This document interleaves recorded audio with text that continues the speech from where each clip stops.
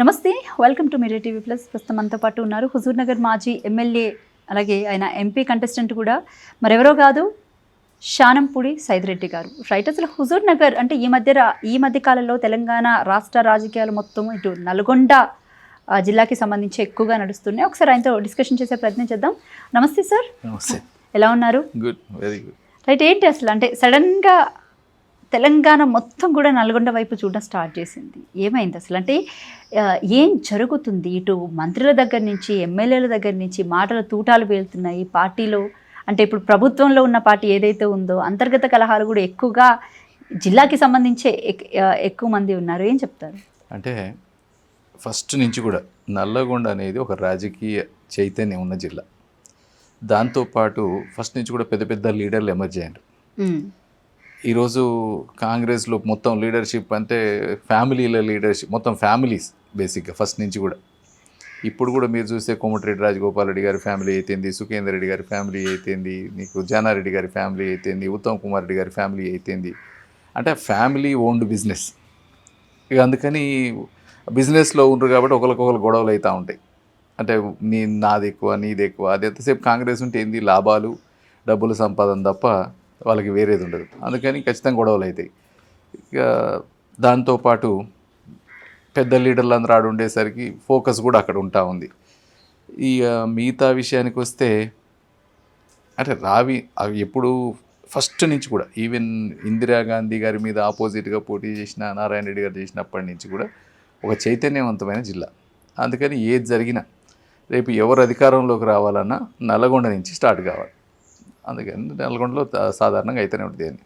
Right, ఇంకంటే మంత్రి నల్గొండ జిల్లా విషయం కాబట్టి పర్టికులర్గా తీసుకుని ఇప్పుడు ప్రజెంట్ ఇరిగేషన్ మినిస్టర్ ఎవరైతే ఉన్నారో పనకచెర్ల ప్రాజెక్ట్ మీద ఆయన చేసేటువంటి కామెంట్స్ కానీ, లేకపోతే పనకచెర్ల ప్రాజెక్ట్ని కాంగ్రెస్ పార్టీ కూడా ఏ విధంగా చూసుకుంది అంటే ఫస్ట్ ఆఫ్ ఆల్ మనం చూసుకుంటే మీడియా ముఖంగా ఒక మాట చెప్పడం, అలాగే ప్రజల దగ్గర ఇంకొక మాట చెప్పడం, పార్టీ నేతల దగ్గర ఒక మాట చెప్పడం, బట్ అది ఢిల్లీకి వెళ్ళిన తర్వాత ఆ మాట మారడం, ఇవన్నీ చూస్తుంటే మీకు ఏమనిపిస్తుంది? అంటే కాంగ్రెస్ ఫస్ట్ ఆఫ్ ఆల్ వాళ్ళకి అసలు సబ్జెక్ట్ మీద అవగాహన లేవు, రాష్ట్రం మీద ప్రేమ అంతకంటే లేదు, రాష్ట్రానికి ఇది చెయ్యాలనే విజన్ లేదు. వాళ్ళు ఎంతసేపటికి అసలు అధికారంలో కూడా లక్కులో వచ్చిండ్రు, అధికారంలోకి వస్తాం అనుకొని రాలే. ఏదో బీఆర్ఎస్ మీద వ్యతిరేకతతో అటేసిండ్రు, దాంతో అధికారంలోకి వచ్చిండ్రు. వచ్చినాక మేము ఉంటామా ఉండమా, ఇంకెన్నాళ్ళు ఉంటాం, ఏ మంత్రి ఎన్ని రోజులు ఉంటాడు, ఎవరు దేని నడుతుందో తెలియదు. అందుకని ఉన్నంతసేపు సంపాదన చేద్దామని సంపాదించుకునే పరిస్థితి తప్ప వాళ్ళకి నిజంగా జనాలకి రైతుల సమస్యల మీద కానీ, సాగర్ వాటర్ మీద సమస్య కానీ, నీకు నిజంగా ఎక్కడెక్కడ ఏం కావాలా, ఏదైతే ఈ రాష్ట్రానికి మంచిది అంటాను కానీ మీరు చూస్తూనే ఉన్నారు. హైదరాబాద్ రియల్ ఎస్టేట్ అంత పడిపోయింది, జీడిపి అంత పడిపోతూ ఉంది, అంటే నీకు అన్ఎంప్లాయ్మెంట్ పెరుగుతూ ఉంది. అన్నిటికీ వచ్చిన 2 సంవత్సరాలనే సంవత్సరంన్నర 2 సంవత్సరాలనే అప్పుల భారం పెరిగింది. చెప్పినవో అన్నీ కూడా ఎన్నో రకాలు చెప్పిండ్రు, ఒక్క పని చేసే పరిస్థితుల్లో లేరు. అందుకని జనాలు చూస్తూనే ఉన్నారు. ఇక ఉన్న దాంట్లో ఏదో సంపాదించుకొని పోదాం అనుకోవడం తప్ప వాళ్ళకి అసలు ఒక్క సబ్జెక్ట్ మీద అవగాహన లేదు. రైట్, ఇంకా ప్రత్యేకంగా చెప్పుకోవాలి అంటే ఇటు కాంగ్రెస్ పార్టీ మీద మీ కామెంట్ ఏంటి సార్? అంటే 2 ఏళ్ల పాలన మీద అంటే ఇప్పుడు 600 అబద్ధాలు, 6 హామీలు, 600 అబద్ధాలు, 421 హామీలు, 6 గ్యారెంటీ. 6 గ్యారెంటీలు అంటే 6 గ్యారెంటీలు అంటే అదే 6 హామీలు అన్న 6 హామీలు ఇచ్చిండ్రు. దాంట్లో 400, 500, 600 ఒకదానికి పేరు కారు కానీ ఒక్కో దాని కింద బైలో 10, 20 పెట్టిండ్రు. దాంట్లో ఏదో ఒకటి లేడీస్కి బస్ సౌకర్యం అని 1-2 ఇచ్చిండ్రు, వాళ్ళని కొట్టుకోమంటుండ్రు. ఇంకా మిగతా అన్నీ కూడా రోజు వాయిదాలు వేసుకునే పద్ధతే. ఇప్పుడు రైతు భరోసా దాదాపు 4 ఏళ్లలో 1-2 సార్లు ఇచ్చిండ్రు, అది కూడా మొత్తానికి ఇవ్వలే. పోయినసారి 3 ఎకరాల దాకా ఇచ్చినట్టుంది, ఇప్పుడు ఏం కొద్దిగా ఇచ్చినట్టుంది ఎలక్షన్లు వస్తున్నాయని తప్ప దాన్ని కూడా సరిగ్గా చేసిన పాపాన పోలే. ఇకపోతే జనాలకు వచ్చేసరికి నిన్న మొన్న ఏది మనం ఈ వాటరు సరిగ్గా ఇరిగేషన్ మంత్రి ఉన్న మా దగ్గర వాటర్ ఇచ్చే సరిగ్గా పరిస్థితి లేదు. ఒక కాలువలు బాగు చేయాలంటేనే నీకు సంవత్సరాలు పట్టే పరిస్థితులు. ఇవన్నీ కూడా చూస్తూ ఉంటే ఈ ప్రభుత్వం ఎక్కువ నడిచే పరిస్థితి లేదు. ఆల్రెడీ వచ్చేసింది. ఇప్పుడు ఎలక్షన్లు పెడితే నాకు తెలిసి 5 సీట్లు కూడా గెలవరు వాళ్ళు. ఇక నువ్వు ముందు ఎట్లా ఉంటుందో చూడాలి, ఎట్లా నడిపిస్తారో చూడాల్సిందే. రైట్, ఇంకా మీ పొలిటికల్ కెరియర్ విషయానికి వస్తే మీరు కెనడా నుంచి వచ్చారు అండ్ కెనడా సిటిజన్షిప్ని కూడా వదిలేసుకొని ఇక్కడ రాజకీయాల్లోకి ఎంటర్ అయ్యారు. రావడంతో విద్యార్థులకి ఒక మంచి ఫౌండేషన్ కూడా తీసుకొచ్చి ఆ ఫౌండేషన్ పేరుతో చాలా మంచి కార్యక్రమాలు చేశారని కూడా విన్నాను నేను. బట్ అంటే అనూహ్యంగా రాజకీయాల్లోకి రావడం 2019లో మీరు అంటే ఫస్ట్ పోటీ చేసినప్పుడు చాలా గ్రాఫ్ తోటి చాలా తక్కువ గ్రాఫ్ తోటి ఓడిపోవడం జరిగింది. బట్ 19లో మాత్రం 43,000 మెజారిటీతో గెలిచారు బై ఎలక్షన్లోని. దాని తర్వాత అంటే ఏం జరిగింది సార్? అంటే మీరు మళ్ళీ పార్టీ మారడానికి గల కారణాలు ఏంటి? అంటే ఒకటి, నేను రాజకీయాల్లో రావటం అనేది అనూహ్యంగా వచ్చిందేం కాదు. మేము ఫస్ట్ నుంచి కూడా పొలిటికల్ ఫ్యామిలీ, జనాల మధ్య పెరిగిన వాళ్ళం, జనాల కోసం బతికిన వాళ్ళం మా కుటుంబం. అందుకని మేము మాది కార్నర్ విలేజ్, ఒక అంటే టేలాండ్స్ అంటాం మనం, లాస్ట్ విలేజ్ మా ఊరు, చిన్న గ్రామ పంచాయతీ. ఫస్ట్ నుంచి కష్టాలు చూసి పెరిగిన వాళ్ళం. అందుకని మనం సక్సెస్ అయినాం, మనం ఏదన్నా ఒకటి చేయాలం జనాలకి, దానికోసం రాజకీయాల్లోకి వచ్చిన రావడంతో అంటే నేను రాజకీయాల్లోకి రాకముందే నేనేమనుకున్నా అంటే యూత్ ఎంపవర్మెంట్, ఉమెన్ ఎంపవర్మెంట్ చేయాలి మనకు సాధ్యమైనంత వరకు. ఎందుకంటే కొత్తగా తెలంగాణ వచ్చిన తెలంగాణలో మనకు మనం ఎంపవర్ చేసుకోవాలా, మనం ఒక ఆదర్శంగా ఉండాలనుకొని వచ్చినాం.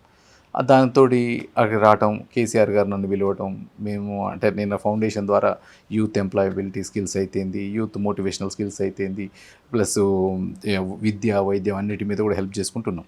ఈలోపు కేసీఆర్ గారు పిలవటం, నీకు టికెట్ ఇస్తా రమ్మంటాం, దానికి తగ్గట్టు పోటీ చేయటం, 18లా కొద్ది మెజారిటీతో ఓడిపోవటం, మళ్ళీ 19లా బై ఎలక్షన్లో టికెట్ ఇవ్వడం, బై ఎలక్షన్లో గెలవటం, అంతా కూడా ఫాస్ట్గా అయిపోయింది. జరిగినాక 23లో కూడా పోటీ చేసినాను. 23లో పోటీ చేసినాక అయితే ఎవరైతే నా మీద పోటీ చేసిన ఉత్తమ్ కుమార్ రెడ్డి గారు, నేను అటైనా మంత్రే ఇటైనా మంత్రే అనే దాంతో క్యాంపెయిన్ చేయడం జరిగింది.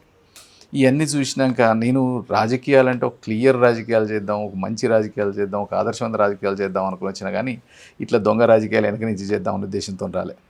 అంటే మీరు అటైనా మంత్రి ఇటైనా మంత్రి అంటే కూడా ఖండించలేదు. అంటే లోపాయికారిగా అటు ఇటు చేస్తే నేను ఇట్లాంటి రాజకీయాలు చేయలేను అనుకొని, ఎందుకంటే నేను వచ్చింది మంచి లైఫ్లో ఉన్నా, మంచి సెటిల్ అయి ఉన్నా అక్కడ. అయితే ఎట్టి పరిస్థితుల్లో మన వంతు తెలంగాణకి డెవలప్మెంట్కి మనం కావాలని చెప్పి వచ్చేసినాం. కానీ ఇవి చూసినాక నేను దీనికంటే దేశం కోసం సేవ చేస్తూ ఉంది బీజేపీ. అంటే నేషనలిస్టిక్ వ్యూ, మనం ఇప్పుడు మన దగ్గర మెయిన్ కొరవడ్డదే అది. అంటే దేశభక్తి, జాతీయవాదం కాకుండా ఈ ప్రాంతీయవాదం, ప్రాంతీయ తత్వం, కులం, మతం తప్ప దేశానికి ఏం కావాలా, దేశానికి మనం ఏం చేస్తాం ఆలోచించేది లేదు. అట్లా ఆలోచించే పార్టీ బీజేపీ అనుకున్నా. అందుకని మనం బీజేపీలో ఉంటే మన వంతు మనం ఏం చేయగలుగుతాం అనుకున్నాం. దానికోసం బీజేపీలో జాయిన్ అయ్యాను. అంటే టికెట్ ఇచ్చిన తర్వాత కూడా బీజేపీ పార్టీకి వెళ్ళడం అనేది, మళ్ళీ అక్కడ బీఫామ్ తీసుకొని ఎంపీ కింద కూడా కంటెస్ట్ చేశారు. అంటే కార్యకర్తలతో మీ ఫోన్ కాల్ సంభాషణ ఏదైతే ఉందో, మీరు చాలా తగ్గి అంటే చెప్పలేకపోతున్నానండి ఈ విధమైన మాటలు కూడా కొన్ని వినిపించాయి. మరి ఏం చెప్తారు సార్? అంటే నేను తగ్గి చేసింది ఏం లేదు, మీరు క్లియర్గా వినొచ్చు మీరు. అంటే నాకు జనాలతో సంబంధాలు చాలా మంచి సంబంధాలు ఉంటాయి. నాకు వాళ్ళంటే చాలా ఇష్టం, నేనంటే వాళ్ళకి చాలా ఇష్టం. ఇప్పుడు ఏ పార్టీ అన్నా కానీ, ఇప్పుడు నేను ఎట్లా అన్నాడని వాళ్ళ పార్టీలో రాకపోని, ఇప్పుడు నేను పోతే వందలు వస్తారు. ఏ ఊరుకు పోయినా ఊరు గదిలో వచ్చే పరిస్థితులు ఉంటాయి. ఎందుకంటే నేను వాళ్ళకున్న దగ్గరతనం అది. నేను ఎప్పుడు కూడా ఒక ఎమ్మెల్యే లాగానో, ఒక ఎంపీ లాగానో, లేకపోతే ఒక పెద్ద పొలిటీషియన్ లాగానో లేను. ఎందుకంటే నేను వాళ్ళల్లో ఒకటిగా, ఒక కుటుంబంలో సభ్యుడిగా. మీరు ఎవరిని అడిగినా చెప్తారు హుజూర్ నగర్ పోయి సైదిరెడ్డి అంటే ఎవరు సార్ అనరు. సైదిరెడ్డి అంటే అన్నో, బావో, మామో, బాబాయో ఏదో వాళ్ళ సొంత వరుసలతో పిలుస్తారు. వాళ్ళ పిల్లలకి చెప్పేటప్పుడు కూడా ఇవో మీ పెదనాన్న, మీ బాబాయ్, మీ కాక అని చెప్తారు. అంటే అంత దగ్గర సంబంధాలు ఉన్నాను నేను. అందుకని నేను ఆ రోజు పార్టీ మారేటప్పుడు వాళ్ళకి చెప్పలేకపోయినా, కాబట్టి నేను కాన్ఫరెన్స్ కాల్ పెట్టా. నాకు తెలుసు ఎవరో ఒకరు రికార్డ్ చేస్తుండొచ్చు, చేయొచ్చు, అందరు దాంట్లో ఉంటారు కదా. దాదాపు 3,000 మందికి రికార్డ్ ఉన్నారు కాన్ఫరెన్స్లో. అందరికి చెప్పిన, నేను ఇట్లా అనుకోకుండా సడన్గా నిర్ణయం తీసుకోవాల్సి వచ్చింది, మీ ముందు పంచుకోలేకపోయినా మీరందరూ కూడా నాతో పాటు వచ్చేటోళ్ళు నాకు రావచ్చు, నేనైతే పోటీ చేస్తా ఉన్నా అని చెప్పిన. అంటే నాకు ఎక్కడో బీజేపీ పార్టీలో మీకు బేసిక్గా అంత గౌరవం లేదు అన్నట్టు బయట మీడియా వర్గాల్లో కూడా ఈ మాట అయితే బాగా చర్చ జరుగుతుంది. అంటే పార్టీ కార్యక్రమాలకి సంబంధించి మీరు ఎక్కువగా పాల్గొనకపోవడం కానివ్వండి, లేకపోతే పెద్ద యాక్టివ్గా ఉండకపోవడం కానివ్వండి ఎంపీ ఎలక్షన్స్ తర్వాత. సో ప్రధానంగా చూసుకుంటే ఈ విషయం మీద మీ కామెంట్? అంటే నేను యాక్టివ్గా లేకపోవడం ఏం లేదు. నేను దాదాపు ప్రతి కార్యక్రమం, నల్గొండలో జరిగే కార్యక్రమాలకి, నల్గొండ జిల్లాలో పార్లమెంటు పరిధిలో ప్రతి కార్యక్రమం అటెండ్ అవుతూనే ఉన్నా. దాంతోపాటు నన్ను జిల్లా ఇన్ఛార్జీలుగా, ఇప్పుడు లోకల్ బాడీస్కి నేను కొత్తగూడెం ఇన్ఛార్జిగా ఉన్నా. తర్వాత పోయినసారి జనగామకు పోయినా. అట్లా ఎక్కడికక్కడికి ఇన్ఛార్జీలుగా పంపిస్తూనే ఉన్నారు, పోతూనే ఉన్నా. ఇంకొకటి అంటే మనం అనుకునేదాన్ని బట్టి, ఇప్పుడు నేను పాలిటీషియన్ అంటే గౌరవం, నన్ను తీసుకుపోయి పైన కూర్చోబెట్టాలా, లేకపోతే నన్ను ఇట్లా చేయాలనే ఆ ఉద్దేశం ఉంటే రాజకీయాలకు వచ్చినోడి కాదు నేను. ఇంకొకటి అధికారం చెలాయించి అధికారం అనేది ఎట్లుంటుంది, అది అంటే ఆ మనస్తత్వం ఉన్నోడు అసలు కాదు. నాకు ఎంతసేపు జనాల మధ్యలో ఉండాలా, జనాలకు సేవ చేయాలా, వాళ్ళ కష్ట సుఖాల్లో మనం ఉండాలని చేసుకొని రాజకీయాల్లోకి వచ్చేటోళ్ళం. ఇంకోటి సరే ఎవరో ఒకరు బయట ఉన్నోళ్ళు పుట్టియటమో ఏదో ఒకటి మాట్లాడటమో కొద్ది రోజులు కొంతమంది ఏమంటారు ఆల్రెడీ సైద్ రెడ్డి మళ్ళీ బ్యాక్ వస్తుండానో లేకపోతే పోతుండానో లేకపోతే ఆడ గౌరవం అంటే లేదని వచ్చే ఉద్దేశం ఏమైనా ఉందా ఆయనకి? ఆల్రెడీ వచ్చేసినాను, బీజేపీలో ఉన్నాను, హ్యాపీగా ఉన్నా. ఇంకొకటి ఈరోజు చూస్తూ ఉన్నాం మనం. నేను మొన్న ఈ మధ్య ఒక 2 months యూఎస్ అండ్ కెనడా పోతే ప్రతి ఒక్కళ్ళు ఈరోజు మోడీ గారి మీద కానీ బీజేపీ మీద కానీ ఆపరేషన్ సింధూర్ గురించి మాట్లాడేటప్పుడు కానీ ఒక ఇండియన్ ఎంత ప్రౌడ్గా ఫీల్ అవుతుందంటే, ఇంతకుముందు నేను దాదాపు 25 సంవత్సరాల నుంచి బయట తిరుగుతా ఉన్నా. ఇంతకుముందు ఇండియా పాస్పోర్ట్కున్న వాల్యూ, ఇప్పుడు ఇండియా పాస్పోర్ట్కున్న వాల్యూ చూస్తేనే మనకు అర్థమవుతూ ఉంటుంది. ఒకప్పుడు అబ్దుల్ కలాం గారు లాంటి వాళ్ళని ఇట్లాంటి వాళ్ళనే మొత్తం చెకప్ చేసిర్రు ఎయిర్పోర్ట్లలో. కానీ ఈరోజు ఆ పరిస్థితి ఉందా అంటే లేదు. అంటే కారణం ఏంది? బీజేపీ, నరేంద్ర మోడీ గారు. ఈరోజు అట్లాంటి గౌరవాన్ని ఇచ్చిన మన ఇండియాకి కానీ ఇండియన్కి కానీ నాకు కానీ ఎక్కడికి పోయినా ఈరోజు మొన్న ఒక ఆయన నేను వ్యాంకోవర్లో ఇట్లనే ఒక మీట్ అండ్ గ్రీట్ అనే కార్యక్రమం పెట్టిండ్రు, ఒక టెంపుల్ వాళ్ళు, హిందూ టెంపుల్. నేను అక్కడికి పోతే ఒక పెద్ద ఆయన వెల్ ఎస్టాబ్లిష్డ్ ఎక్స్ట్రాడినరీ పర్సనాలిటీ తను వచ్చి నా చేతులు పట్టుకొని అంటే కళ్ళమని నీళ్ళు పెట్టి మోడీ గారు చేసే సేవ దాంట్లో మీరందరూ జాయిన్ అయ్యి మీరు కూడా ఆయన వెంబడి తిరగటం, నిజంగా నా ఆయుష్ కూడా ఉంటే ఇంకా నా ఆయుష్ కూడా పెట్టుకొని మీరు ఎక్కువ కష్టపడండి అని చెప్తా ఉన్నాడు. అంటే ఇవన్నీ చూసినాక కూడా మనం చాలా ప్రైడ్ ఫీల్ అవుతా ఉన్నాం. అంటే ఒక మంచి పార్టీలో దేశానికి సేవ చేసే పార్టీలో ఉన్నామని ఫీల్ అవుతా ఉన్నాం. రైట్. అయితే మీరు 2019 ఎలక్షన్స్ బై ఎలక్షన్లో గెలిచిన తర్వాత ఏదైతే 43,000 మెజారిటీ ఉందో అది బేసిక్గా పార్టీ చాలా అంటే బీఆర్ఎస్ పార్టీ చాలా ప్రతిష్టగా తీసుకుందని చెప్పాలి. అయితే ఆ టైంలో మీరు గెలిచిన తర్వాత మీ నియోజకవర్గానికి సంబంధించి 1,000 కోట్లు దాదాపు 3,500 కోట్ల దాకా ఫండ్స్ తీసుకొని వచ్చిన. అంటే ఏదైతే నియోజకవర్గానికి సంబంధించి అభివృద్ధి అసలు నిజంగా నేను చేశారు ఎట్లా అంటే నేను చాలా ప్రామిసులు చేసిన గెలిచేటప్పుడు. ప్లస్ ప్రతి విలేజ్లో నేను అక్కడ పుట్టి పెరిగినోడిని, డిగ్రీ దాకా. అంటే మీరు అడగగానే కేసీఆర్ కూడా వెంటనే కేటాయించారని విన్నాను నేను. ఇది అంటే అడిగినప్పుడు చేయాల్సిందే కదా. నేను ఎలక్షన్స్లో ప్రామిస్ చేసినప్పుడు చెప్పేసినాం ఇవి కావాలి సార్. ప్రతి ఊర్లల్లో నాకేం కావాలనేది తెలుసు. ఎందుకంటే నేను రాజకీయాల్లోకి రాకముందే ప్రతి ఊర్లో ఏం కావాలి ఆ ఊరు సర్పంచ్ కూడా తెలియదు. మీరు కనుక్కుంటే చెప్తారు ఊర్లోకి పోయి ఈ ఊర్లో సైద్ రెడ్డికి తెలిసినట్టు మీకు తెలుసా, సైద్ రెడ్డికి తెలుసా అని. ఎందుకంటే నేను ఒక్కొక్క ఊరు ఈవెన్ దో ఓడిపోయినాక కూడా ప్రతి ఊరికి ఒక 6 నుంచి 10 సార్లు పోయి ఉంటా. 142 ఊర్లను గ్రామ పంచాయతీలు కూడా ఎప్పుడు జనాలు తిరిగేది, ఆ ఊర్లకి ఏం కావాలని చూసేది, దాంతో తగ్గట్టే పని చేసిన. అందుకని సరే మిగతా వాళ్ళు ఎందుకు చేయలేకపోయినారు నేను చేసినట్టు అంటే నేనంతే. నేను హైదరాబాద్ వచ్చేది తక్కువ అప్పట్లో. ఒక 10 రోజులలో 2 రోజులు హైదరాబాద్ వచ్చేది. 2 రోజులు వచ్చిందంటే మా కాడ కార్యకర్తలు అనుకునేది ఏదో కొత్త జీవోతో వస్తుందని. అంటే అట్లా ఎంతసేపటికి ఒక ఫోకస్డ్గా వర్క్ చేసుకుంటూ వచ్చిన. ఇలా నువ్వు ఉత్తమ్ కుమార్ రెడ్డి 2 సార్లు మంత్రిగా ఉన్నా 5 సార్లు ఎమ్మెల్యే కూడా చేయలేని పనులను కూడా 4 ఏళ్ళలో చేసుకుంటూ వచ్చిన. రైట్. ఇంకా గుర్రంపూడికి సంబంధించి ఏదైతే ఉందో భూమి విషయంలో మీ మీద ఒక ఆరోపణ ఉంది. అది మీరు కొన్నారా లేకపోతే దాన్ని కబ్జా చేశారో? ఓపెన్గా అడిగేస్తున్నాను. ఇప్పుడు ఇది పోయినసారి కూడా మిర్రర్లు అడిగిండ్రు ఇప్పుడు విజయారెడ్డి గారు ఉన్నప్పుడు. మీకు అప్పట్లో ఇప్పుడు రాజకీయాల్లో ఉన్నప్పుడు మామూలే ఎవరో ఒకళ్ళు ఏదో ఒకటి అంటాం. అది ఉన్నదాడ అసలు ఆ గొడవ జరిగిన ప్లేసు రవీందర్ రెడ్డి అని ఆయనకు ఉన్నది. దాని మీద కేసులు పెట్టించి కొంతమంది లంబాడీస్ మీద కేసులు పెడితే వాళ్ళకి బెయిల్ తిప్పించింది కూడా నేనే, తీసుకొచ్చింది కూడా నేనే. తర్వాత ఏదో పొలిటికల్ కోసం ఏదో అప్పటికప్పుడు ఏదో గెయిన్ కోసం చేసిందే తప్ప అది నిజమేం లేదు దాంట్లో. సార్ నేను మళ్ళీ అడుగుతున్నాను, బనకచర్ల విషయంలో బీజేపీ పార్టీ స్టాండ్ అసలు ఎటువైపు? అంటే ఇప్పుడు బీజేపీ స్టాండ్ బనకచర్ల అనేది ఉంది. మనము ఒకటి తెలంగాణ యాజ్ ఎ తెలంగాణ ఇటుగా తెలంగాణ కాపాడాల్సిందే. తెలంగాణ జలాలు తెలంగాణకి ఏదైతే రావాల్సిందో లీగల్గా అవన్నీ రావాల్సిందే. అంతేగాని ఏదో ఇప్పుడు మీరు అడిగే క్వశ్చన్ ఎందుకంటే అవతల టీడీపీ ఉంది, యువతల కూటమి ఉంది, అక్కడ అందుకని కూటమి ఉంది దానికోసం అట్లా ఏ రోజు రాజీ పడ్డది లేదు. బీజేపీ అనేది ఎక్కడ కూడా ఎక్కడికున్నా వాళ్ళ వాల్యూస్ కాపాడాల్సిందే. దేశం కోసం రాజీ పడేది లేదు, రాష్ట్రాల కోసం రాజీ పడేది. ఇంకా బీసీ రిజర్వేషన్స్ విషయానికి వస్తే బేసిక్గా ఆర్డినెన్స్ వచ్చింది.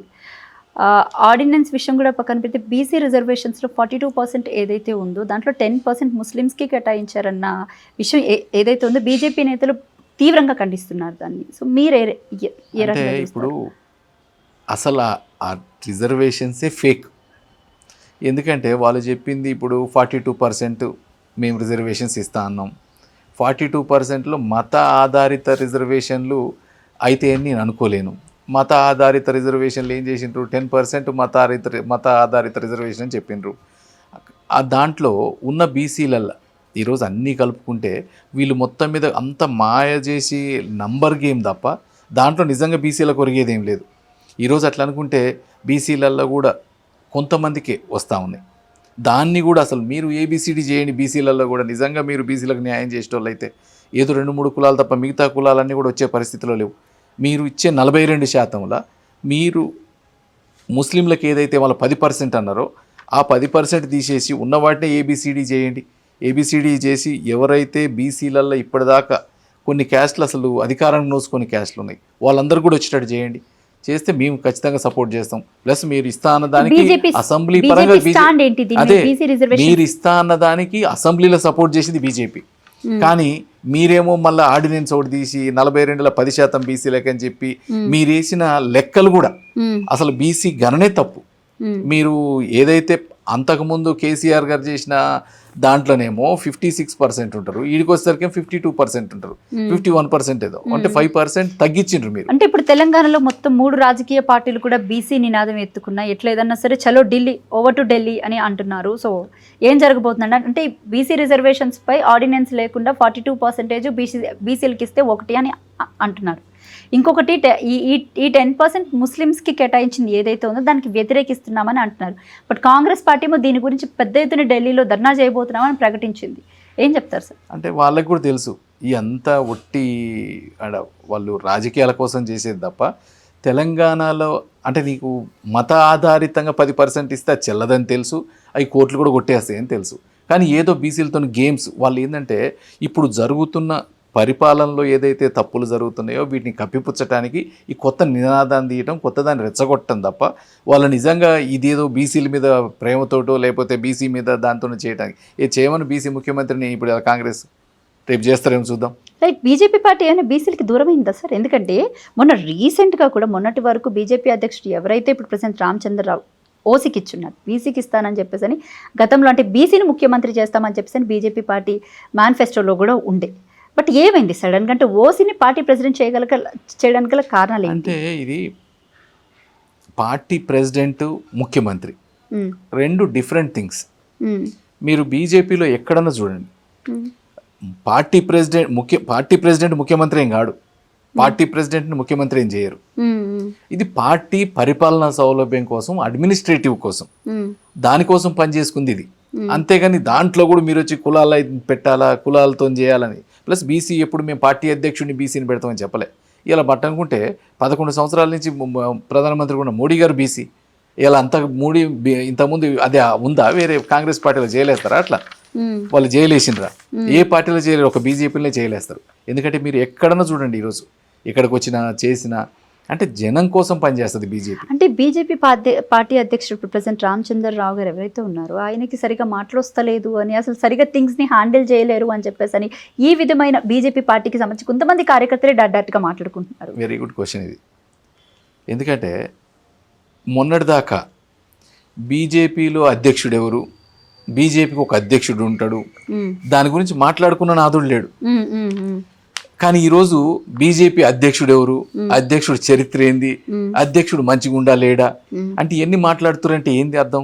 అంటే అంటే నేను చెప్తా, నేను క్లారిటీ ఇస్తా ఇక్కడ. సో బేసిక్ ఏంటంటే మొన్నటిదాకా తెర మీద ఉన్న పేర్లు ఏంటి, రఘునందన్ రావు కానివ్వండి, ఈటల రాజేంద్ర కానివ్వండి, లేకపోతే బండి సంజయ్, లేకపోతే ఇలా కొంతమంది పేర్లు బయటకు వచ్చాయి తప్ప సడన్గా ఎక్కడో కోదాడు చివరిలో ఊర్లో ఉన్న వ్యక్తిని తీసుకొచ్చి ఈరోజు బీజేపీ పార్టీ అధ్యక్షుడు ఎవరైతే ఉన్నారో అసలు ఆయన ఎవరికీ తెలియదు, బేసిక్గా కార్పొరేటర్కి తక్కువ, ఈ విధమైన కామెంట్లు కూడా వచ్చాయి. తప్పు మీరు అట్లా మాట్లాడటం మంచిది కాదు.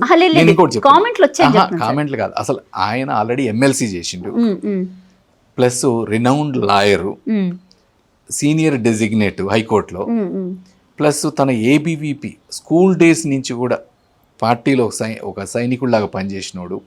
నేను అదే చెప్తా ఉన్నా, అంటే బీజేపీ గురించి అంత ఎక్కువగా మాట్లాడుకుంటుండ్రు, అంత ఎక్కువగా ఆలోచిస్తుండ్రు మీరంటే బీజేపీ గురించి భయపడుతుండ్రు. అంటే బీజేపీ అనేది రేపు అధికారంలో రావడానికి సిద్ధమవుతుంది అధికారంలోకి వస్తుంది, జనాలు ఏదైతే మాట్లాడుకుంటారో మీరు అది చెప్పట్లేదు. అంటే బండి సంజయ్ బీజేపీ అధ్యక్షుడిగా ఉన్నప్పుడు చెప్పాలంటే నిజంగానే బీజేపీ పార్టీ తెలంగాణలో గవర్నమెంట్ ఫామ్ చేస్తుందన్న ధీమా వచ్చేసింది ఒకనొక టైంలో, మునుగుడు బై ఎలక్షన్ టైంలో. బట్ సడన్గా కిషన్ రెడ్డిని చేంజ్ చేయడం, మళ్ళీ దాని తర్వాత ఇప్పుడు రామచంద్రరావు గారికి ఇవ్వడం, గ్రాఫ్ పడిపోయిందేమో అన్న మాటలు కూడా వినిపిస్తున్నాయి. అంటే ఇప్పుడు ఒకటి తెర మీద వచ్చింది, ఆ పేరు వచ్చింది, ఈ పేరు అనుకున్నారు అనేది చాలా వరకు బీజేపీలో వస్తూ ఉంటాయి. నీకు తెర మీదకి వచ్చింది ఏది అధ్యక్షుడు గారు, తెర మీద వచ్చింది ఏది దేశ అధ్యక్షుడు గారు, మంత్రులు గారు. అంటే BJP is entirely different working style. నీకు ఎట్లా దీనికి ఒక బ్యాక్ థింక్ ట్యాంక్ ఉంటుంది, దాంట్లో ఎవరైతే పనిచేస్తారని ఉంటుంది, ఎవరు పనిచేస్తే అడ్మినిస్ట్రేటివ్గా పనిచేస్తారని ఉంటుంది. రేపు ఇప్పుడు అధ్యక్షుడు అంటే ముఖ్యమంత్రి క్యాండిడేట్ కాదు కదా, నీకు ఈయన చేయలేస్తారు సంఘటన. ఇప్పుడు మీరు పార్టీని నిర్మాణం చేయాలా, నిర్మాణం చేసే వ్యక్తిత్వం ఉన్నాడు రామచంద్రరావు గారు అనుకున్నారు, ఎందుకంటే గ్రౌండ్ నుంచి ఉన్నాడు కాబట్టి. అట్లా నిర్మాణం చేయడానికి పనికొస్తాడు, ప్రతి ఒక్కళ్ళ గురించి తెలిసినోడు, ఈ రాష్ట్రంలో పార్టీ పుట్టిన కాడి నుంచి పార్టీలో ఉన్నోడు. అందుకని అట్లాంటిది కరెక్ట్ అనుకున్నారు, దానికోసం ఇచ్చిండ్రు. కానీ ఇంకొక మాట కూడా సోషల్ మీడియాలో బాగా చక్కర్లు కొట్టింది ఏంటంటే, చంద్రబాబు నాయుడు హస్తం బాగా ఉంది ఈయన అధ్యక్షుడు కావడానికి అని చెప్పేసి అన్నమాట కూడా. అంటే తెలంగాణ రాష్ట్ర రాజకీయాలు చంద్రబాబు నాయుడు మళ్ళీ చక్కం తిప్పారు. అంటే ఇదంతా కూడా అంటే బీజేపీని బురద జల్లే మాటలు తప్ప, ఎట్లా రేపు నా సాధారణ పబ్లిక్ని ఎవరిని కదిలించినా కానీ బీజేపీ అధికారంలోకి వస్తుంది అంటా ఉన్నారు, ప్రతి యూత్ మాట్లాడుకుంటా ఉన్నారు. ఈ టైంలో బీజేపీని ఎదుగుదలని మిగతా పార్టీల్లో కొట్లాటలు కనపడతా ఉన్నాయి, కాంగ్రెస్ మీద వ్యతిరేకత కనపడతా ఉంది, బీఆర్ఎస్ మీద ఫ్యామిలీ గొడవ కనపడతా ఉన్నాయి. అంటే ఈ బీజేపీని కూడా ఏదో రకంగా చేయాలని చెప్పి ఈ వాట్సాప్ మీడియా, అంటే సోషల్ మీడియాలు, ఈ వాట్సాప్ మీడియా అంటే ఫేక్ చేయటం తప్ప దాంట్లో ఎట్టి పరిస్థితుల్లో అనుమానం. నేనైతే ఇంతవరకు రామచంద్రరావు గారు చంద్రబాబు నాయుడు గారు కలిసి ఉన్న ఫోటో కూడా చూడలే. అంటే అసలు చంద్రబాబు గారికి తెలంగాణ బీజేపీకి ఏం సంబంధం అండి? ఆయన చెప్పారు, అంటే ఒక ఇంటర్వ్యూలో ఆయనే బహిరంగంగా ఒప్పుకున్నాడు, నాకు ఆయన మంచి సన్నిహితుడు అంటే నేననేది నాకు తెలిసినంత వరకు తెలియదు. సన్నిహితుడు అన్నాడంటే ఇలా రాజకీయాల్లో ఆయన 40-50 ఏళ్ళ నుంచి ఉన్నాడు రాజకీయాలలో, అందరు నాయకులు సన్నిహితులే ఉండొచ్చు. మొన్న మీరు ఇంకోటి కూడా ఇందాక మాటలే రావు అన్నారు రామచంద్రరావు గారి. నేను రామచంద్రరావు గారు మొన్న ఒక ఇన్ఫ్లుయెన్సర్స్ మీటింగ్, ఇక్కడేం వ్యక్తిగతం కాదు ఇన్ఫ్లుయెన్సర్స్ మీటింగ్ అని కోదాడలో పెట్టిండ్రు. పెడితే నేను ఆయన స్పీచ్ ఇందాక అసలు ఒక మోటివేషనల్ స్పీకర్ లాగా అయిపోయింది. అంటే ఎట్లా రాజకీయాలు ఎట్లుండాలా, రాజకీయాల్లో ఇప్పుడు మనం ఏమనుకుంటాం చాలా వరకు ఇప్పుడున్న రాజకీయాల పరిస్థితులలో ఇంకోటి తిట్టాలా, బూతులు మాట్లాడాలా, లేకపోతే సొక్కాలు చెంపుకొని మీది కురకాలా, అప్పుడే రాజకీయం అన్నట్టుంది. కానీ బీజేపీలో ఆ పరిస్థితులు లేవు. ఇప్పుడు మనం ఏంది, రాజకీయం అనేది ఒక వ్యవస్థను బాగు చేయడానికి లేకపోతే డెవలప్ చేయడానికి, వీటన్నిటికీ ఒక మంచి ఆలోచన పరుడు రాజకీయాల్లోకి రావాలా. అరక చాలా గొప్పగా మాట్లాడిండు. నిన్నగాక మొన్న ఫిట్కి మన ఈ ఉమెన్ ఎంటర్ప్రెన్యూర్స్ దాంట్లో మీటింగ్లోకి పోతే దాంట్లో కూడా ఎక్స్ట్రాడినరీ మాట్లాడిండు. మనం ఈరోజు ఒక మంచి లాయరు, ఒక సీనియర్ డెసిగ్నేటు రాజకీయాల్లోకి వస్తే, ఒక మంచి ఎడ్యుకేటెడ్ పర్సన్ వస్తే ఎట్లుంటుందో, రామచంద్రరావు వస్తే కూడా మంచిగా సంఘటనల పనికి చాలా మంచిగా చేస్తూ ఉంటాయి. అంటే ఎక్కడో కాంగ్రెస్ గాలి కొంచెం బీజేపీకి తగిలినట్టుంది ఈ మధ్యకాలంలో. బండి సంజయ్ అండ్ ఈటల రాజేంద్ర గారు బహిరంగంగా మాటలు తూటాలు పేల్చుకుంటూ ఉన్నారు, దాని మీద మీ స్పందన ఏంటి సార్? అంటే ఇక కాంగ్రెస్ గాలండి, బీజేపీలో చాలా వరకు ఎవరైనా కట్టుబడి పనిచేసేటోళ్ళు ప్రతి ఒక్కళ్ళకి. అక్కడ ఉన్నంత ఇండిపెండెన్స్ ఇక్కడ ఉండదు కదా. ఇండిపెండెన్స్ అని కాదు, ఏంటంటే నీకు ఒక ఏమంటారు దాన్ని, సిద్ధాంతం, ధర్మం, దేశం, వీటి కోసం పనిచేసేది బీజేపీ. దీంట్లో సరే అప్పుడప్పుడు పెరుగుతున్న పార్టీ, అధికారంలోకి వస్తాం అనుకుంటున్న పార్టీ, ఈరోజు ఎవరు పెట్టినా కానీ ఒక నమ్మకంతో ఉన్నారు, ఏది రేపు నెక్స్ట్ బీజేపీ అధికారంలోకి వస్తుందని. ఆ నమ్మకంతో ఉన్నప్పుడు ఒక్కొక్కసారి చిన్న చిన్న గొడవ, పార్టీ పెరుగుతున్న టైంలో కొద్ది చిన్న చిన్న గొడవలు అవుతాయి. అది కూడా ఇంతకుముందు ఎవరు పట్టించుకోలే. ఇంతకుముందు తిట్టుకునేది వాళ్ళు వీళ్ళు అనుకున్నా, ఏదన్నా అనుకున్న దాని గురించి పెద్దగా ఏముందిలే బీజేపీది అనుకునేది. కానీ ఈరోజు ఆ పరిస్థితి లేదే. ఈరోజు ఏంది, అధికారంలోకి వస్తుంది కాబట్టి ప్రతి చిన్న గొడవ పెద్దగా అవుతా ఉంది, ప్రతి చిన్నది కూడా తెలుసుకుంటా, అంటే బయటికి ఒక వార్తలాగా చెప్పుకుంటా ఉన్నారు. ఇవన్నీ కూడా అంటే ఇవన్నీ కూడా మంచికే. నీకు ఈరోజు వీళ్ళు తిట్టుకుంటున్నారు, జనంలో మాట్లాడుకోవడం బీజేపీ పెరుగుదలే. ఇంకొకటి అధ్యక్షుడి గురించి మాట్లాడటం, ఫస్ట్ అధ్యక్షుడు చేసినప్పుడు మీరన్న వాళ్ళు వీక్ అభ్యర్థని అదని ఇదని అన్నారు. తర్వాత 3 రోజులకే చాలా చేంజ్ అయిపోయింది. లేదు రామచంద్రరావు గారు అంటే అంత ఈజీ ఏం కాదు, ఆయన ఒకప్పుడు విద్యార్థి దశలోనే పోలీస్ తూటాలకు పోయిండు, ఈరోజు కుంటుకుంటూ నడుస్తుండంటేనే అప్పట్లో జరిగిన పోలీస్ దెబ్బలకే.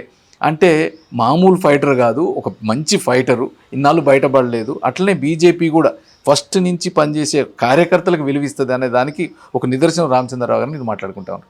రైట్. ఇంకా ప్రత్యేకంగా నల్గొండ విషయానికి వస్తే కనుక మళ్ళీ మీరు ఉత్తమ్ కుమార్ రెడ్డి గారి మీద పోటీ చేస్తారా? నేనైతే హుజూర్నగర్లో చేస్తా. ఎందుకంటే హుజూర్నగర్ నా సొంత కాన్స్టిట్యున్సీ. హుజూర్నగర్లోనే నేను చేయాలనుకొని వచ్చిన హుజూర్నగర్లో చేస్తా. రైట్. కాళేశ్వరం గురించి చెప్పాలంటే ఏం చెప్తారు సార్? అంటే కాళేశ్వరం గురించి చెప్పమంటే అంటే కాళేశ్వరం విషయంలోని కాంగ్రెస్ పార్టీ వేసినటువంటి నిందలు కానీ, లేకపోతే ఇలాంటి అంటే నిందల విషయం కూడా పక్కన పెడితే ఎన్డీఎస్ఏ నివేదిక, లేకపోతే వాళ్ళు పీసీ గోస్ కమిషన్ వేశారు, ఇన్ని రకాలుగా బయటకు వచ్చాయి. బట్ ఏది కూడా సరిగ్గా ప్రూవ్ కాలేదు. కాకపోతే ఏంటి, కాళేశ్వరం ప్రాజెక్ట్ని మొత్తానికి బదలం చేసి అసలు పనికిరాని ప్రాజెక్ట్ కింద మాట్లాడారు. మీరు ఏం చెప్తారు? అంటే ఇప్పుడు ఒకటి, కాంగ్రెస్ చాలా ఆరోపణలు చేసింది, కానీ ఒట్టిగా టైంపాస్. నువ్వు ఏది కూడా వీళ్ళ మీద చర్యలు తీసుకునేటట్టు కనపట్టలేదు.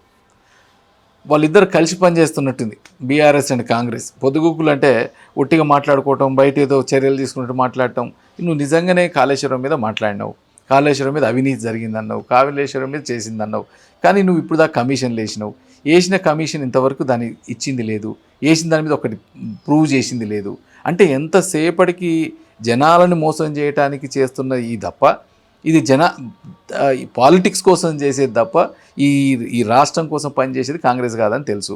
ఇకపోతే కాళేశ్వరానికి వస్తే మేబీ అంటే కొన్ని జరిగిన వాటిలలో నీళ్ళు వచ్చింది, కొన్నిటికి కరెక్టే. ఏది అప్ టు కోదాడ దాకా నీళ్ళు వచ్చినాయి, కానీ ఏదైతే ప్రాజెక్టుని పెంచిండ్రో, ప్రాజెక్టు పెంపుదలలో కానీ, దానికి ఇచ్చిన కాంట్రాక్ట్ల విషయంలో కానీ, వాటిలలో అవినీతి జరిగిందనేది బీజేపీ అన్నది. కానీ వీళ్ళు మాత్రం నిరూపించే పరిస్థితుల్లో, వీళ్ళు మాత్రం చేసే పరిస్థితుల్లో లేరు. Okay, right. ఇంకా 2 ఏళ్ల పాలన విషయానికి వస్తే, ఇటు రేవంత్ రెడ్డి పాలన విషయానికి వస్తే ఏం చెప్తారు? గత 10 ఏళ్ళుగా కేసీఆర్ పాలన విషయానికి వస్తే ఏం చెప్తారు? ఇప్పుడు ఒకటి, నీకు 2 ఏళ్ల పాలనేమో వారానికి 2,000 కోట్ల మట్టి అప్పుల పాలన అయిపోతా ఉంది. అంతకుముందు కూడా అప్పులే చేసినాం, దాదాపు 3-4 లక్షల కోట్ల అప్పులు తీసుకొచ్చినాం, అప్పులు పెట్టినాం, క్యాపిటల్ పెంచినాం అంటూ ఉన్నారు. కాకపోతే ఇప్పుడు అధికారం కోసం ఏమైనా చేస్తాము అనే దాంట్లో, అధికారం వస్తే చాలు, ఏ ప్రామిస్లు ఏం చేద్దాం, ఏదైనా చేద్దాం అనుకుంటా ఉన్నారు ఈరోజు. ఒకటి, ఆ రోజు పనులు చేయలేదా అంటే గత 10 సంవత్సరాల్లో పనులు అయినాయి. ఏది గ్రామ పంచాయతీల్లో దాకా పని చేయగలిగినాం, నీకు ఏమంటారు దీన్ని, వ్యవసాయాన్ని పెంచగలిగినాం, వీటన్నిటిని పెంచినాం. కాకపోతే ప్రాబ్లం ఏమైందంటే అక్కడికి వచ్చేసరికి ఫ్యామిలీ రూల్ అనేది ఒకటి, ఎంతసేపటికి కుటుంబం అంటే రీజనల్ పార్టీసే అట్లా. రీజనల్ పార్టీస్ అంటే ఎంతసేపటికి ఒక పెద్ద పిక్చర్, నీకు దేశానికి ఏం కావాలా, దేశం ఏదైతే మంచిది అనేది కాకుండా ఎంతసేపటికి తక్కువ చిన్నగా ఆలోచించి మనకి ఏం కావాలా, మనం ఏమైతే మంచిది, మన ఫ్యామిలీలో ఎవరికి పదవులు కావాలా అనే దాంట్లో తప్ప మిగతా దాంట్లో మర్చిపోయినాం. అందుకని పాలనలో ఇప్పుడు ఇద్దరు ఒకటే, అప్పటికి అప్పులే, ఆ అప్పుల్ని కంటిన్యూ చేసుకుంటూ వస్తూ ఉండు, అప్పుడు హామీలే. ఎంతసేపటికి ఫ్రీ బీస్ ఈ ఫ్రీ బీస్ తోటే జనాలను లంచగొండలుగా మార్చినాం. ఇలా ఎవరు చేసినా, ఈరోజు నువ్వు బీఆర్ఎస్ చేసినా అదే, కాంగ్రెస్ చేసినా అదే, ఒక బీజేపీ ఒక్కటే ఎంతసేపటికి ఆ ఫ్రీ బీస్ జోలికి పోంది. ఎంతసేపటికి మనం ఏది చేసినా ఏదైనా పనికొచ్చేది లేకపోతే ఉపయోగపడేది తప్ప చేసేది లేనిది బీజేపీ ఒకటే. రైట్ సార్, బీజేపీని ఇంతలో పొగుడుతున్నారు కదా. రఘునందన్ రావు గారి విషయంలోనే ఒక ల్యాండ్ స్కామ్ గురించి, రేవంత్ రెడ్డి విషయంలో అంటే వీళ్ళిద్దరి మధ్య ఎక్కువగా క్లోజ్నెస్ ఉంది, సన్నిహిత సంబంధాలు ఉన్నాయని చెప్పేసి అని మాట్లాడుతుంటే కాంగ్రెస్ బీజేపీ ఒకటే అని ఒక సందర్భంలో వచ్చిన మాట. ఇంకోటి, ధర్మపురి అరవింద్ కూడా ఇదే విషయం మీద మాట్లాడడం జరిగింది. అంటే రేవంత్ రెడ్డి పాలన చాలా బాగుంది అని చెప్పేసి అని కామెంట్ చేయడం జరిగింది. అంటే ఈ రకంగా చూసుకుంటే బీజేపీ ఎక్కువ కాంగ్రెస్కి సపోర్ట్ చేస్తున్నట్టుంది. నేను రఘునందన్ రావు గారిది, రేవంత్ రెడ్డి గారిది వినలేదు నేను, అంటే నాకు తెలియదు భూమిది ఏదో, నేను వినలేదు రియల్గా. ఇంకోటి, అరవింద్ గారు బాగుందన్నది కూడా నేను వినలేదు. ఎందుకంటే ఇలా బాగున్నది అంటే ఒక్కొక్క సందర్భాన్ని బట్టి ఏమైనా మాట్లాడవచ్చు, ఒకవేళ వాళ్ళ దగ్గర ఏదైనా జరిగి ఉండొచ్చు, లేకపోతే దాంట్లో ఏమైనా ఉండొచ్చు, కానీ స్వతహాగా ఇప్పుడైతే కాంగ్రెస్ని బాగుంది అనేటోడు ఒక మనిషి కూడా లేడు ఈ రాష్ట్రంలో. మీరేమంటారు కాంగ్రెస్ పాలన, రేవంత్ రెడ్డి పాలన గురించి మీరేమంటారు? ఇప్పుడు నేను చెప్తున్నా కదా, ఒకటి మంత్రుల ఆన్సర్ ఒకటే సార్, మంత్రుల మీద ముఖ్యమంత్రి గారికి అంటే వాళ్ళు ఏం చేస్తారో ఈయనకు తెలియదు. ఇకపోతే అధికారుల మీద లేదు, మంత్రుల మీద లేదు. ఎంతసేపటికి మనం చూస్తూ ఉన్నాం కమిషన్లు బేస్డ్, నీకు సివిల్ సప్లైస్ల కమిషన్లు, R&Bల కమిషన్లు, ఇకపోతే మొత్తం పనులు చేసినాక చేసిన పనులకు బిల్లులకు కూడా 10-30% కమిషన్. ఎప్పుడు చేసి 1 సంవత్సరం అయినాక మొత్తం టోకెన్లన్నీ అయిపోయి డబ్బుల కాంట్రాక్ట్లు అందరూ కూడా ఆ మధ్య 200 మంది వచ్చి కూర్చుంటారు. అంటే ఎంతసేపటికి కమిషన్లు డబ్బులు తప్ప ఈ రాష్ట్ర ప్రయోజనాలు. ఇంకొకటి ఆ హైడ్రా ఏదో పెట్టి హైడ్రాతోటి మొత్తం హైదరాబాద్ రియల్ ఎస్టేట్ని ముంచేసిండ్రు. ఈరోజు సరే రియల్ ఎస్టేట్ కంపెనీలు వదిలిపెడదాం, పాపం వేల లక్షల మంది లేబర్ ఈ హైదరాబాద్లో పనిచేసేది. ఈరోజు అట్లాంటి వాళ్ళందరూ పని లేకుండా అయిపోతా ఉన్నాయి. మనం రోడ్డు మీద పోతూ ఉంటే దాదాపు ఒక 10 ప్రాజెక్టులలో 9 ఆగిపోయే ఉన్నాయి, పనులు నడిచే పరిస్థితుల్లో. నార్మల్ పబ్లిక్ ఈరోజు కూలీ చేసేటోళ్ళు ఎంత కష్టపడుతారో అర్థమవుతా ఉంది. అందుకని ఈ రాష్ట్రాన్ని ఒక 20-30 ఏళ్ళ వెనక్కి తీసుకుపోగలిగిన చరిత్ర ఈ కాంగ్రెస్ గవర్నమెంట్. Okay right. ఇంకా ప్రధానంగా ఇంకొక విషయానికి వస్తే 50వసారి ఢిల్లీకి వెళ్ళొచ్చినటువంటి ముఖ్యమంత్రి గురించి ఏం చెప్తారు ఢిల్లీ టూర్స్ మీద? అంటే అలాగే మీనాక్షి నటరాజన్ త్వరలో తెలంగాణ మొత్తం రాష్ట్ర వ్యాప్తంగా పాదయాత్ర చేయబోతున్నారు. ఒడియూసి అంటే ఇప్పటి వరకు ఎప్పుడు జరగల. నేను ఇప్పుడు అంటే వాళ్ళ మీద వాళ్ళకి నమ్మకాలు లేవు. ఇప్పుడు ఏంది ఒక స్పైన్ పెట్టినట్టు పెట్టిరు ఒక్కొక్కడ. నీకెట్లా ఈ మంత్రి ఒక ఇన్ఛార్జికి వచ్చిన అంటే స్టేట్కి ఇన్ఛార్జ్కి వచ్చిన పర్సను పాదయాత్ర చేయడం అనేది నేను ఇంతవరకు చూడలే. నాకు తెలిసి ఈ దేశంలో ఎక్కడ జరిగి ఉండదు. కానీ ఇక్కడనే అవింతలన్నీ జరుగుతూ ఉన్నాయి. ఎందుకంటే ఎవరి మీద నమ్మకం లేదు ఆ పార్టీలో. ఏ మంత్రికి ఆ మంత్రి సాయంత్రం అయితే చాలు మొత్తం ముఖ్యమంత్రి మీద లేకపోతే పైకి పంపటమా, కిందోళ్ళు ముఖ్యమంత్రి మీద పంపడం, ముఖ్యమంత్రి మీద వాళ్ళకి పంపటం తప్ప వీళ్ళు ఏది కూడా సొంతగా చేసే పరిస్థితులు లేరు. వీళ్ళందరిని నమ్మలేక ఈడేందరం తెలవలేక ఆ వచ్చిన మీనాక్షి నటరాజన్ ఇవాళ వచ్చి పాదయాత్ర చేస్తా అంటా ఉంది. అంటే వీళ్ళ పాలన్ని వీళ్ళ చేస్తున్న దాన్ని వాళ్ళకే నమ్మకం లేదు. ప్లస్ వాళ్ళు ఏది చేసినా ఢిల్లీకి గులాంగిరి, ఢిల్లీకి ముడుపులు మోసుకపోవటం, ఢిల్లీకి బ్యాగులు తప్ప వీళ్ళు ఇక్కడ సొంతంగా చేయగలిగేది లేదు, చేసేది లేదు. వీళ్ళు సంపాదించడం వాళ్ళకి పంపించడం. నెక్స్ట్ బీజేపీ గవర్నమెంట్ వస్తే ఏ హామీలు ఇస్తారు సార్? అంటే ఇక్కడ కాంగ్రెస్ పార్టీ ఇచ్చినట్టే మీరు కూడా అన్ని ఫ్రీ అని ప్రకటిస్తారా? అదే చెప్పిన ఇందాక, ఈ ఫ్రీ బీస్తో కాకుండా ఈరోజు తెలంగాణకు ఉన్న ఆపర్చునిటీస్ నాకు తెలిసి ఇక్కడ ఎక్కడ లేవు. అట్లాంటి ఒక ధనిక రాష్ట్రాన్ని అప్పుల కుప్పగా మారుస్తూ ఉన్నారు. కానీ ఇట్లా కాకుండా ఈరోజు డబుల్ ఇంజన్ సర్కార్, రేపు ఎట్లాగో మీరు తెలుసు నెక్స్ట్ ఇంకొక 20 ఏళ్ళు కూడా బీజేపీ సెంట్రల్ అధికారంలో ఉండేది గ్యారంటీ. అది నువ్వు ఏ పార్టీ చేసినా సెంట్రల్కి అయితే మేము బీజేపీకి వేయాల్సింది అనుకుంటా ఉన్నారు దేశ ప్రజలు మొత్తం కూడా. ఇకపోతే డబుల్ ఇంజన్ సర్కార్ ఉంటే, రాష్ట్రంలో అధికారం ఉండి కేంద్రంలో అధికారం ఉంటే ఇంకా ఎక్కువగా హైదరాబాద్కు ఉన్న ఆపర్చునిటీసు, హైదరాబాద్కి రావాల్సిన ప్రాజెక్ట్స్ ఇంకా పెంచగలుగుతాం. హైదరాబాదు తెలంగాణను ఒక మోడల్ స్టేట్ చేయగలుగుతాం. 8 మంది ఎంపీలని గెలిపించుకున్నారు తెలంగాణ రాష్ట్రం నుంచి. బట్ ఎందుకు నిధులు పెద్దగా తీసుకురాలేకపోయారు తెలంగాణ రాష్ట్రానికి? అంటే నిధులు తీసుకురావట్లేదని ఎవరు అంటున్నారు? ఈరోజు దాదాపు 12 లక్షల కోట్ల రూపాయలు ఈ రాష్ట్రానికి పెట్టిండ్రు. దానికి తగ్గట్టు ఇలా మీరు ఏ ప్రాజెక్ట్ చూడండి, మనం ఇప్పుడు ఎక్కడ తిరిగినా రోడ్లు అవుతున్నాయి అంటే హైవేలకు డబ్బులు ఇచ్చేది ఎక్కడి నుంచి? కేంద్ర ప్రభుత్వం. రైల్వే స్టేషన్ల ఆధునీకరణ ఎక్కడి నుంచి? Central government. ఎయిర్పోర్ట్లు, నువ్వు యూ నేమ్ ఇట్, ఇంక్లూడింగ్ గ్రామ పంచాయతీలో ఈరోజు కొద్దో గొప్ప పనులు ఎన్ఆర్జీఎస్ జరిగాయంటే అవి కూడా సెంట్రల్ గవర్నమెంటే. ఇంకొకటి పిఎంజిఎస్వై రోడ్స్, అవి సెంట్రల్ గవర్నమెంటే. వీళ్ళు వేసేది ఆర్ఎండ్బి రోడ్లలో మొత్తం కలిపి ఒక 10% కూడా నీకు గ్రోత్ కనపడలే. కొద్దిగా గొప్ప ఈ రాష్ట్రంలో పనులు జరుగుతున్నాయంటే అది చేయబట్టి సెంట్రల్ గవర్నమెంట్ చేయబట్టే తప్ప మన పసుపు బోర్డు అన్నారు, తీసుకొచ్చి పసుపు బోర్డు ఇచ్చిండ్రు. ఇన్ని model railway stations, airports, even వరంగల్కు ఎయిర్పోర్ట్ శాంక్షన్ అయింది. అంటే ఇవన్నీ కూడా చేసేది ఒక కేంద్ర ప్రభుత్వం మంచిగా చేస్తుంది. కేంద్ర ప్రభుత్వం క్లీన్ గవర్నెన్స్ కాబట్టి ఈ మాత్రం పని నడుస్తూ ఉంది. లేకపోతే మొత్తం జీరో అయిపోయి ఏ పని లేకుండా ఉండేది ఈ రాష్ట్రంలో. మీ నియోజకవర్గం అంటే జిల్లా మంత్రికి సంబంధించి ఏం చెప్తారు సార్ ఉత్తమ్ కుమార్ రెడ్డి గురించి చెప్పాలంటే ప్రత్యేకంగా? ఎందుకంటే మొగుడు పిల్లలకి ఇద్దరికి టికెట్లు తెచ్చుకున్నారు, 2 ఎమ్మెల్యే. అందులో ఇప్పుడు ఆయన మళ్ళీ హస్బెండ్ అయితే మంత్రిగా వ్యవహరిస్తున్నారు. సో ఎంటైర్ అంటే మీకు ఇక్కడెక్కడ కుటుంబ పాలన కనిపిస్తుంది అసలు? అంటే నేను అదే కాంగ్రెస్ అంటేనే కుటుంబాలు. కాంగ్రెస్ ఏమో కుటుంబాలు, టీఆర్ఎస్ ఏమో కుటుంబం. ఒక దేశం కోసం మాట్లాడేది, దేశం కోసం పనిచేసేది బీజేపీయే. ఇకపోతే ఉత్తమ్ కుమార్ రెడ్డి గారి గురించి మాట్లాడాలంటే ఆయన మీరు చూసే ఉంటారు ఈ మధ్య వార్తలలో 3 కిలోమీటర్లు కూడా హెలికాప్టర్ వాడిన నెక్స్ట్ క్వశ్చన్ అదే అడగబోతున్నా. ఎందుకంటే కాంగ్రెస్ మంత్రులకి సంబంధించి చీటికి మాటికి చిన్నపిల్లల ఆటలాగా ఆ బొమ్మ లేకపోతే మేము అక్కడికి వెళ్ళలేము అన్నట్టుగా బిహేవ్ చేస్తారు. అసలు హెలికాప్టర్ కోసమే మంత్రి అయినట్టుంది పరిస్థితి.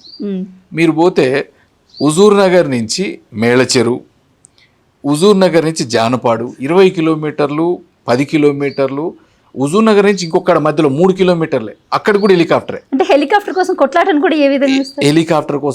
హెలికాప్టర్ కోసం లైన్లలో ఉండాలాడ, ఏ మంత్రికి ఎవడు దొరకదో అంటే మీరు అసలు జనం సొమ్ము ఏ రకంగా. ఒకరోజు అయితే హుజూర్ నగర్ హాస్పిటల్లో రివ్యూ అని చెప్పి ఇక్కడి నుంచి హుజూర్ నగర్ పోయి హుజూర్ నగర్ హాస్పిటల్లో కాఫీ తాగి, హుజూర్ నగర్ హాస్పిటల్ నుంచి కోదాడ వచ్చి 15 కిలోమీటర్లు, మళ్ళీ కోదాడలో కాఫీ తాగి హైదరాబాద్ వచ్చిర్రు బ్యాక్ హెలికాప్టర్లో. అంటే ఇది ఓన్లీ హెలికాప్టర్ మంత్రులు వీళ్ళు. హెలికాప్టర్లు, కమిషన్లు తప్ప రాష్ట్రం గురించి ఏది పట్టించుకునే పరిస్థితులు లేరు. జనం గురించి అయితే మామూలు మీరు కనుక్కోవచ్చు. హుజూర్ నగర్లో ఒక పార్టీ పర్సన్ ఎమ్మెల్యేని, మంత్రిని కలవాలన్నా 10,000 రూపాయలు ఖర్చు అవుతాయి. ఎందుకంటే ఆ నుంచి కారు వేసుకొని రావాలా, వచ్చినంత కలిసేది లేదు, హోటల్ తీసుకోవాలా, లేకపోతే ఇక్కడ ఉండాలా, 2 రోజులు ఉంటే ఒక రోజు కలుస్తారేమో, ఒక్కళ్ళన్నా మాట్లాడే పరిస్థితి లేదు. అసలు ఉన్న సామంతరాజులు ఉన్నారు మండలానికి ఒకళ్ళు, ఆ సామంతరాజులు పనిచేయడం తప్ప మిగతా జనం అసలు చూసిన పరిస్థితి లేదు. ఊర్లలోకి అసలు పోయేది లేదు, ఊర్లలో ఏమవుతుందో తెలిసేది లేదు. అందుకని జనాలకు అర్థమవుతా ఉంది ఈ పరిపాలన ఎట్లా నడుస్తూ ఉంది. కాంగ్రెస్ అంటే ఇక లేదురా భయ్, ఇప్పుడు 3 స్టేట్లే ఉన్నాయి అట్లీస్ట్ లాస్ట్కి, ఇది కర్ణాటక, తెలంగాణ, హిమాచల్ ప్రదేశ్. తొందరలో కర్ణాటక ఖతం అయిపోతుంది. ఇక ఉన్నది ఇది ఒక్కటి కూడా లాస్ట్ దాకా ఉంటుందో ఉండదో మొన్నటి దాకా అనుకుంటా ఉన్నారు. ఈ ముఖ్యమంత్రిని దింపాలా, ఆ ముఖ్యమంత్రిని ఎక్కియాలంటే నార్మల్గా 1 year 2 years కంటే ఎక్కువ ఉండనియరు. ఆయన్ని కూడా పనిచేయనియరు, ముఖ్యమంత్రి గారిని కూడా. అందుకని ఇవన్నీ కూడా తొందరలోనే అయిపోతాయి. ఈ కాంగ్రెస్ అనేది కాంగ్రెస్ ముక్త్ భారత్ ఈ దేశంలో కాబోతుంది. రైట్. బీఆర్ఎస్ పార్టీలో ఉన్నప్పుడు మీకు గౌరవం ఎలా ఉండేది సార్? అంటే గౌరవం ఉంది. ఐ వాజ్ ఎమ్మెల్యే, నేను ఎమ్మెల్యేగా ఉంటుంది. I was excellent. అంటే ఒక వెలిగారు ఆ టైంలో అని చెప్పేసి. అంటే వెలుగంటే ఐ వాజ్ అ వర్కర్. నేను జనం కోసం పనిచేసేటోని. నా పర్సనల్ విషయాలు ఇప్పుడు అడగలేదు. పర్సనల్గా ఎవరిని అడిగినా చెప్తారు మీరు. Even you can ask anyone.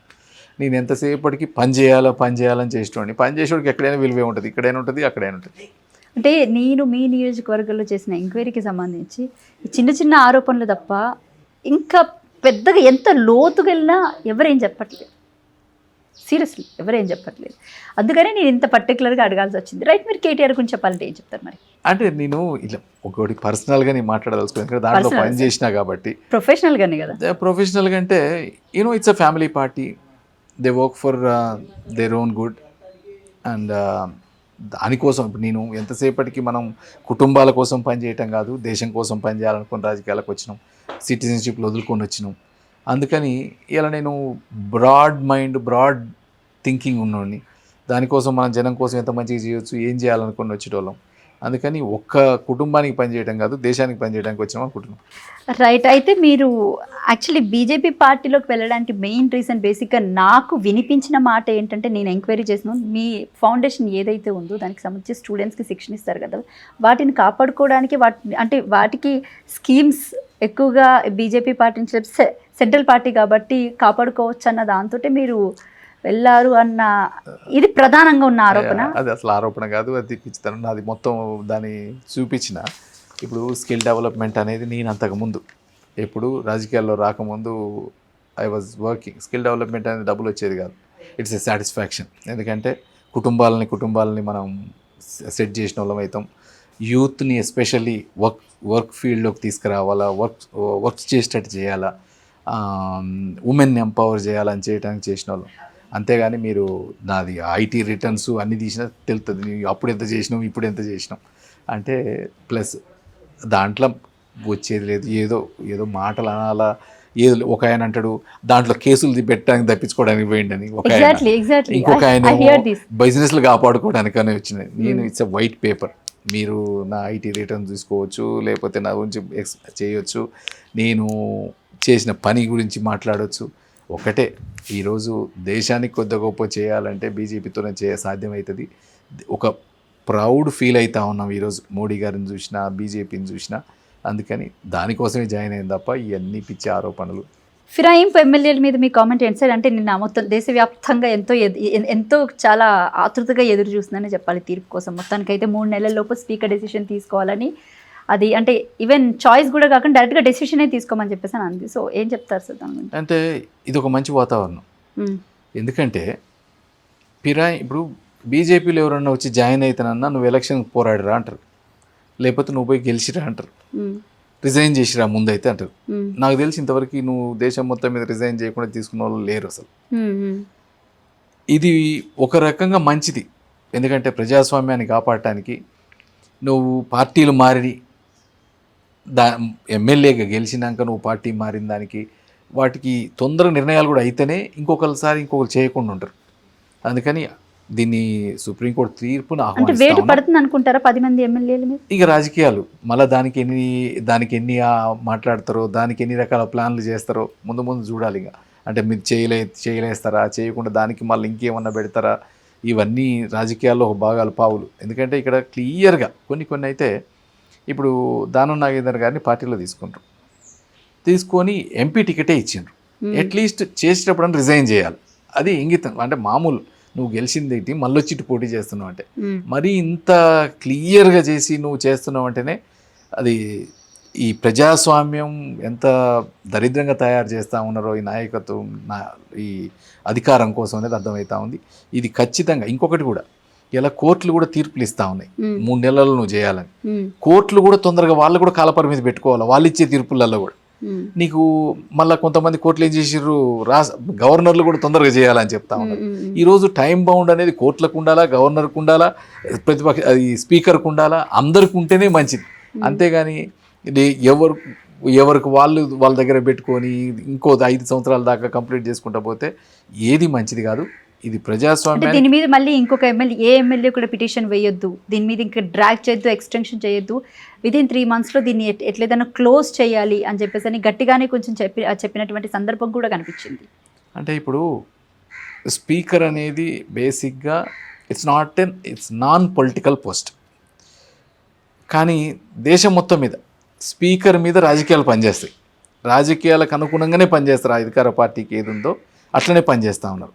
అందుకని ఇప్పుడు ఏదైనా రీజన్స్ ఎత్తుకోవచ్చు, డ్రాగ్ చేయటమా, లేకపోతే దాన్ని ఇచ్చే దాంట్లో ఇంకే రకంగా ఇవ్వటమా, నీకు తీర్పు ఇచ్చేటప్పుడు ఒకవేళ డిస్క్వాలిఫై చేయకుండా ఇంకేదన్నా చేయటమా, మళ్ళీ కోర్టుకు పోయేటట్టు మళ్ళీ ఇంకా 4 నెలలు, ఇంకో 6 నెలలు, ఇంకో సంవత్సరం చేసేటట్టు చేయొచ్చు. ఎందుకంటే ఇప్పుడున్న పరిస్థితిలో నేను అనుకోవటం కాంగ్రెస్ ఎలక్షన్లకు పోయే ధైర్యం చేస్తానని నేను అనుకోను. వస్తాయి అనుకుంటున్నారా మీరు? 10 అంటే మళ్ళీ బై ఎలక్షన్ వచ్చే ఛాన్స్ ఉంది అనుకుంటున్నారా? అంటే 10 నియోజకవర్గాలలో ఎక్కువ శాతం అయితే రావాలా, కాకపోతే అది వాళ్ళు చేస్తారని నేను అనుకోను. ఏదో రకంగా పాలిటిక్స్ని ఉపయోగించుకోనో, దానికి ఉన్న వెనకవాడిని ఉపయోగించుకోనో, ఏదో ఉపయోగించుకొని డ్రాగ్ ఆన్ చేయడానికి మార్గాలు ఎదుగుతారు తప్ప. అంటే డ్రాగ్ చేయడానికి ముందే కోర్టు ఇలా తీర్పిచ్చింది కదా, అదే ఇచ్చే తీర్పే రేపు ఏమని అనొచ్చు, లేదు వాళ్ళు ఏదో న్యాయంగా ఉన్నారో, లేకపోతే అది ఉన్నారో ఇది ఉన్నారో, కొంతమందికి ఏదో ఇవ్వచ్చు ఇవ్వకపోవచ్చు, దాని మీద మళ్ళీ కోర్టుకు పోవాలి కదా. మళ్ళీ కోర్టుకు పోయినాక ఇంకొదురు నడవాలా, అంతే నడిపిస్తారేమో అనుకుంటున్నా. కానీ నాకు తెలిసి దీనికి ఇంతటితో ఫుల్ స్టాప్ పెట్టి 10 మందిని చేస్తూ ఉన్నాం, బై ఎలక్షన్కి పోండి అని చెప్పి చేస్తారని నేను అనుకోను. అంటే ఇటు చామల కిరణ్ కుమార్ కూడా రీసెంట్గా పెట్టిన ప్రెస్ మీట్లో ఆయన బహిరంగంగానే చెప్పడం జరిగింది, బై ఎలక్షన్ వస్తే 10 నియోజకవర్గాల్లో మేమే గెలుస్తామని చెప్పేసి. అదే అంటున్నారు కానీ వాళ్ళకి ఆ ధైర్యం లేదు. ఇప్పుడు 1.5 సంవత్సరం అయింది, సర్పంచ్లు అయిపోయి, ఎంపీటీసీలు అయిపోయి, జెడ్పీటీసీలు అయిపోయి, మున్సిపాలిటీలు అయిపోయి, ఈరోజు పాలన మొత్తం జీరో అయిపోయింది. సెప్టెంబర్ 30 లోపు ఇవి కూడా కండక్ట్ చేయమని మొన్న హైకోర్టు తీర్పిచ్చింది. ఇప్పుడు సెప్టెంబర్ 1 కదా, ఇది ఆగస్ట్ 1 కదా, ఆగస్ట్ 1 పోయినసారి ఇప్పుడు 23వ తారీఖు నోటిఫికేషన్ వస్తుంది అన్నారు, మళ్ళీ ఏదో ఆర్డినెన్స్ అన్నారు. ఆర్డినెన్స్ వాటిలలో ఇప్పుడు నేను చెప్తున్నా కదా 10% రిజర్వేషన్ ముస్లింలకు ఇచ్చి ఆర్డినెన్స్ ఇస్తే ఆర్డినెన్స్లో ఫెయిల్ అయితే పాస్ అయితే మనకు తెలుసు. అంటే వీళ్ళు ఒక భయంలో ఉన్నారు, ఏ ఎలక్షన్ పెట్టాలన్నా మనకు ఓట్లు వేయరు జనం. అందుకని ఈ డ్రాగ్ చేసుకుంటూ వెళ్తా ఉన్నారు. ఈరోజు మీరు గ్రామ పంచాయతీలు ఎంత అధ్వానంగా ఉన్నాయంటే, గ్రామ పంచాయతీల్లో ఊడ్చేటోళ్ళు లేడు ఈరోజు. ఎందుకంటే వాళ్ళకి ఒక కమిటీ లేదు, వాళ్ళని పట్టించుకునేటోడు లేడు, ఇలా వాళ్ళకు ఒక డబ్బులు ఇచ్చేట వ్యవస్థ లేదు. ఈరోజు ఎప్పుడో కాంట్రాక్ట్లకి బిల్లులు ఇచ్చే పరిస్థితి లేదు, ఏ బిల్లు కూడా శాంక్షన్ చేసే పరిస్థితి లేదు. అట్లాంటి టైంలో ఇప్పుడు మళ్ళీ 10 అసెంబ్లీ ఎన్నికలు జరిగితే 10కి 10 జీరో అయితే ఎట్టి పరిస్థితుల్లో వాళ్ళు గెలిచే పరిస్థితి ఉండదు. బీజేపీకి ఇది ఒక మంచి అవకాశం. ఈ గెలుపు ద్వారా రేపు అధికారం రాబోతున్నాం అని చెప్పొచ్చు. అంటే 10 నియోజకవర్గాల్లో బీజేపీ పార్టీ పక్క గెలుస్తుందని మీరు అనుకుంటున్నారా? 6-7 సీట్లలో గెలవగలుగుతాం. Thank you sir, thank you so much మీ విలువైన సమయాన్ని మాకు కేటాయించినందుకు. ఇది హుజూర్ నగర్ మాజీ ఎమ్మెల్యే షాన్పూడి సైదిరెడ్డి గారితో ప్రత్యేక ఇంటర్వ్యూ. మరొక ఇంటర్వ్యూతో మళ్ళీ కలుద్దాం. Thank you.